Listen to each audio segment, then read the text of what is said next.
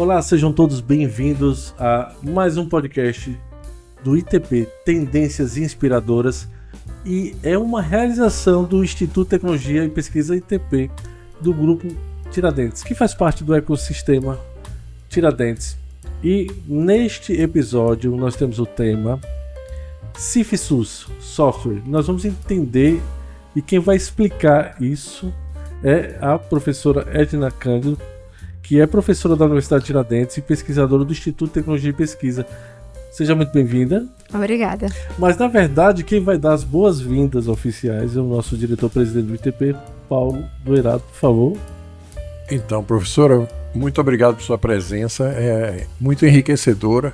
Tenho certeza que nós teremos assuntos aqui bastante interessantes e palpitantes aí, unindo ciência com aplicação desses conhecimentos, né, para a sociedade. Então, mais uma vez, o nosso podcast segue nessa linha, né, de trazer o acesso à ciência, de desmistificar aquela imagem que às vezes o cientista vive tão isolado que perde a sensibilidade em relação aos interesses sociais. Não é nada disso. E a prova é o que nós vamos conversar hoje aqui, que é um assunto da maior relevância. Muito obrigado por sua presença, professora. Obrigada, eu agradeço essa oportunidade, né, de estar falando do software CIF-SUS. Então, na realidade são duas abreviaturas aí, né, CIF e o SUS, Sistema Único de Saúde, e a Classificação Internacional de Funcionalidade. Sim. Então, o software que confeccionou através das codificações da Classificação Internacional de Saúde, né, um instrumento para ser utilizado, aplicado ao Sistema Único de Saúde. E que é o que nós vamos falar hoje, né, sobre essa classificação, a característica dela, para que ela serve, que é muito interessante, porque fala justamente do indivíduo na sociedade, o indivíduo enquanto ser e suas condições de saúde, né, e todo o contexto que envolve esse indivíduo. Perfeito. Nós vamos falar com mais detalhes sobre esse assunto. E eu gostaria que você que está assistindo, você, aluno da UNIT, e não só da UNIT, né? Você que tem interesse desses temas sobre tecnologia, sobre pesquisa, já aproveita, se inscreve no nosso canal, compartilha. Nós estamos no YouTube e no Spotify, e siga a gente no Instagram. Mas, professora, antes da gente aprofundar nesse tema, eu gostaria que você contasse um pouco da sua trajetória acadêmica, aproveitar esse momento para as pessoas que ainda não conhecem o seu trabalho, conhecer mais o seu trabalho aqui no Instituto de Tecnologia e Pesquisa e na universidade. Certo. Eu sou professora, fisioterapeuta de formação, e me dedico à vida acadêmica aqui na universidade há 28 anos. E no Instituto de Tecnologia e Pesquisa estou desde 2012. Então, eu trago a fisioterapia, as necessidades da fisioterapia para a ciência, né, para a pesquisa. E é justamente essa energia de necessidade que me motivou a ir para o software. Então, na pesquisa, eu penso em desenvolver produtos, né, mas também o software, como tem outros também que vinculam-se à ciência que eu faço, promovendo a saúde ao indivíduo que tem alguma sequela neurológica que precisa de fisioterapia. Então, todas as minhas pesquisas, apesar de parecerem um pouco fora ou distante, se você vê, tem um ponto comum que é justamente a fisioterapia, a qualidade de vida do indivíduo que precisa da fisioterapia, aquele indivíduo que sofre alguma injúria, lesão ou doença neurológica. Então, eu pesquiso todos os instrumentos, as ferramentas, né, e as informações científicas que possam promover essa saúde desse indivíduo. Muito interessante, né? Agora, professora, eu vou fazer uma pergunta como leigo. Qual a diferença aí do CIF para o CID, né? Que existe aquele Código Internacional de Doenças, né? É isso. E aí, vamos esclarecer isso.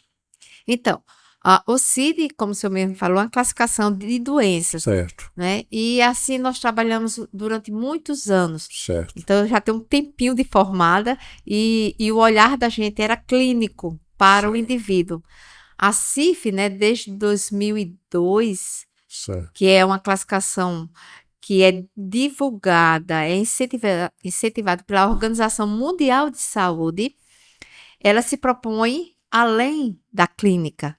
Então, ela olha o indivíduo de forma biopsicossocial. Ah, certo. Então, ela sai da clínica e ela codifica esse indivíduo com um olhar de clínica, de desempenho enquanto pessoa, participação enquanto pessoa, mas também dos fatores contextuais, que são pessoais e ambientais. Então, os dois se diferem, que a CIF vai além da clínica. Certo, é um olhar ampliado, né, sobre o indivíduo e o seu posicionamento dentro do Isso. contexto social, né, do trabalho. Muito interessante isso aí. Professora, para a gente alimentar com mais informações, Sim. descreva exatamente o que seria esse projeto, esse software, né, o CIFISUS. Então, esse software, ele nasceu, né, dentro de um projeto financiado pela FAPTEC, que esse edital, ele buscava justamente projetos que beneficiassem a CIF, que era uma demanda vindo do Ministério da Saúde, né, que tem alguns editais, né, com esse olhar do Ministério, e a FAPTEC lançou esse edital. E a intenção, justamente, na época, era de responder eu como fisioterapeuta, né, e sabendo que o antigo ministro da Saúde, o doutor Alexandre Pacheco, ele falava da necessidade dessa classificação no SUS, porque desde a minha formação, porque a gente precisa ser treinado para a CIF é muito desconhecida ainda pelos profissionais. Então, eu já via lá em 2018 essa necessidade de facilitar o acesso a essa classificação. E não só facilitar o acesso, como facilitar o seu uso, a sua aplicação. Então, o software partiu justamente dessa necessidade de transformar um manual de quase 300 codificações para diversas áreas, extrair dali codificações que direcionassem aos profissionais da saúde, dentro da demanda do SUS, a aplicarem essa classificação. E aí com vários objetivos. Então, o software, ele permite, é um aplicativo que você pode baixar no celular, no tablet, e você ir a campo ou ficar numa clínica que atende os pacientes do SUS. Com a utilização desse software, né, tanto funcionários do SUS, profissionais da saúde, podem se guiar por ele, porque ele vai induzir o indivíduo numa trajetória de raciocínio para classificação, né? Como os gestores também podem utilizar esse banco de dados que fica nas nuvens e poder olhar melhor o funcionamento da complexidade do SUS, não em termos de departamentos, mas em si da fisioterapia, porque eu fiz um software direcionado para os fisioterapeutas do SUS, né? Porque na época nós tínhamos também, nós temos até hoje, níveis de atenção que atendem o paciente. Então, nós temos a alta complexidade, que é no hospital, a média complexidade, que é assim que ele sai do hospital, e a baixa complexidade, que são os pacientes ditos crônicos. E a maioria das clínicas, elas atendem no crônico. Hoje, quem é responsável pela média complexidade é a fisioterapia dos SER, né? Então, o paciente, ele é atendido de uma única forma. Todos os pacientes, os crônicos, eles têm 10 sessões e depois ele volta para o final da fila para receber mais 10 sessões. Ali tem pacientes que têm doenças progressivas que não podem parar, ali tem pacientes que já poderiam ter tido alta e estão no rodízio dessa assistência. Então, o aplicativo, ele permite acompanhar esses indivíduos e ser aplicado antes e depois e ver essa classificação e pelos seus qualificadores, identificar as pessoas que estão aptas a terem alta, as pessoas que precisam ter um acompanhamento e não ficar na fila de espera para ser autorizado mais 10 sessões. Então, seria uma forma de gerenciar melhor a assistência da fisioterapia ao usuário do SUS. Então, isso que moveu eu confeccionar um software, né? Na época, nós não tínhamos um software específico de CIF. Hoje temos um software que não é semelhante, mas usa a classificação. Eles transferiram todos os códigos e o nosso conselho regional de uma região aqui do Brasil só transferiu todos os códigos para o aplicativo. Então, você, em vez de pegar o papel, o manual, você vai pegar o software. O nosso não. Ele trilha uma sequência para você codificar e no final ele gera um relatório. Né? E fica nas nuvens. Então, o gestor pode pegar o gestor da clínica, o gestor que não seja da clínica, mas do SUS especificamente, ele pode baixar relatório do indivíduo, de um determinado grupo, com uma determinada característica, ou de um centro, de uma clínica em específico. Ou seja, faz até pesquisas. Faz pesquisa e diagnósticos de execuções. Interessante. Agora vejam a importância, né? Porque um software desse vai, se bem utilizado, vai implicar em quanto de economia para os recursos públicos, né? Você ter a otimização da aplicação, né, dos métodos terapêuticos Sim. e clínicos destinado a quem de fato precisa e tirando desse contexto aqueles que já têm essa alta potencial que já poderiam ter parado com essa fisioterapia e ao mesmo tempo intensificando aqueles que precisam de mais Sim. atenção para ter uma recuperação mais acelerada. E tudo isso está implicando não só no gasto, vamos dizer, sob o olhar da saúde, mas no contexto social. Então, às vezes, são pessoas que estão afastadas do trabalho que já poderiam estar retornando, outras que poderiam acelerar esse processo de recuperação, né, e minimizar o afastamento. E isso não é só uma questão econômica, é uma questão de bem-estar, é uma questão de Sim. familiares que estão envolvidos com isso, né? Porque uma pessoa doente na família ocupa várias outras. Isso. É a Isso. questão do transporte, é a questão da atenção, é a questão dos horários para remédios, etc. Isso. Então, o impacto econômico e social é muito grande. É. Eu vejo assim como uma coisa de muita aplicabilidade, sabe? Sim. E esse software, ele não é específico só da neurologia. Ele abrange a área de neurologia, a área de ortopedia e reumatologia e a área de cardiorrespiratória, que são as 3 grandes áreas que demandam a reabilitação, né, Sim. no nosso Brasil. Então, aí tem diversas patologias Sim. e traumas inseridos nessas grandes áreas. Então, pode ser aplicado.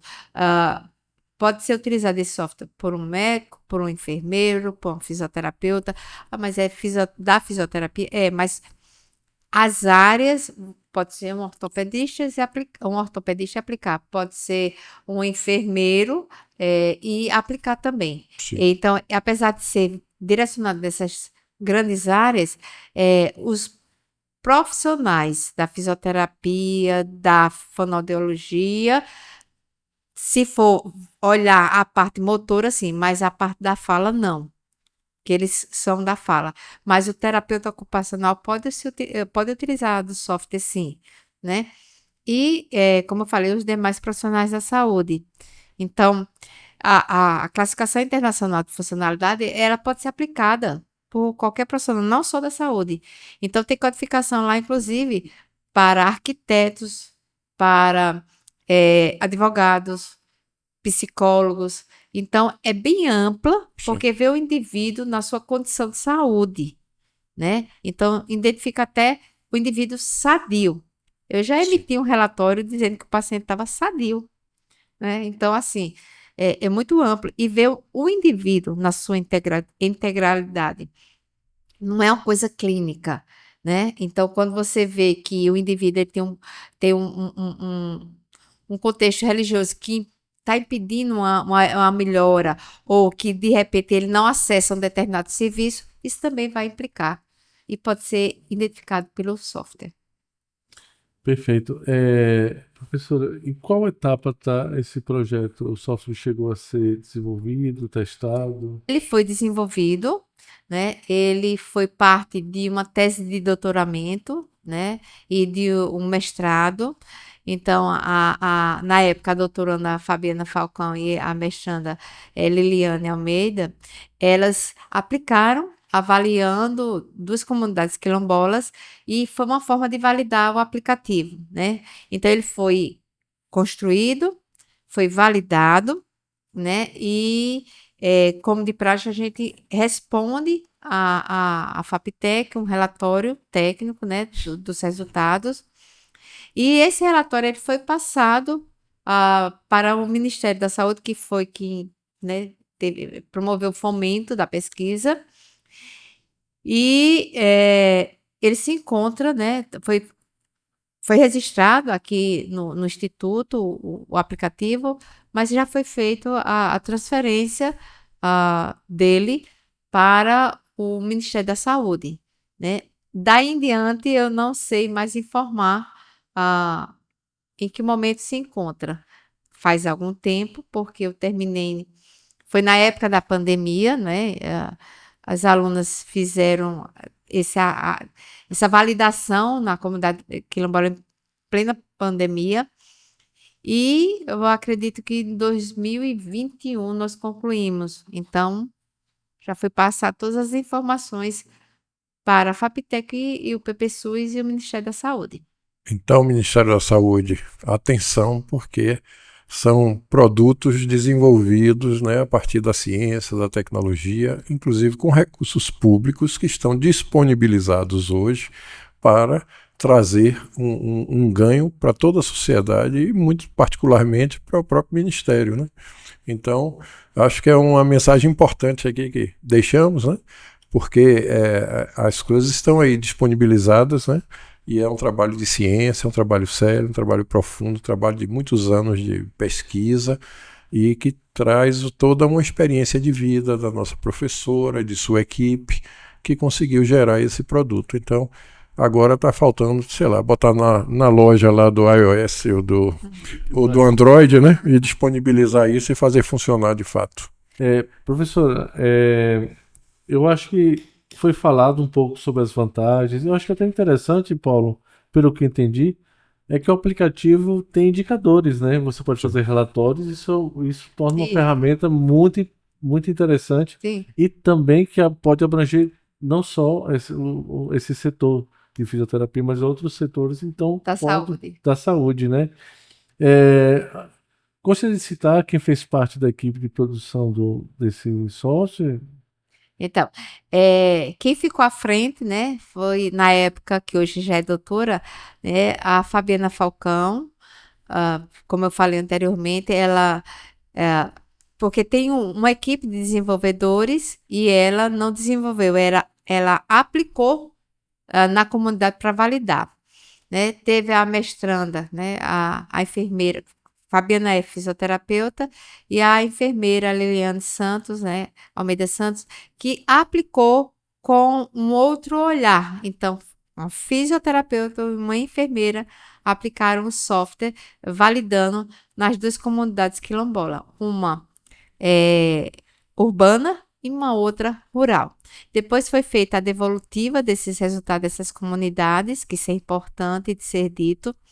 Foi feito orientações a partir dos resultados que se teve.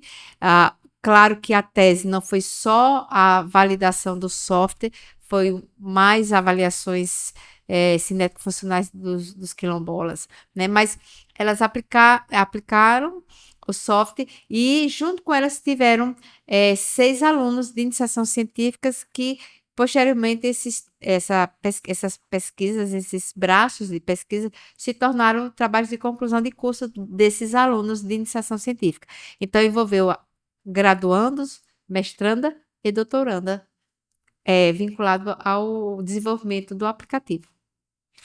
Perfeito. Nós já estamos no final do nosso podcast e está aberto às considerações finais que eu gostaria de acrescentar, professora. Fique à vontade. Eu gostaria de reforçar o quanto que é importante, sabe, professor Paulo, a classificação internacional de funcionalidade, porque ela gera uma linguagem universal, né, que a OMS tanto solicita que seja aplicado. Então, ter o Sistema Único de Saúde utilizando essa classificação vai além de indicadores, de relatórios. É olhar o indivíduo num todo, como pessoa, né? E isso reflete na saúde desse indivíduo.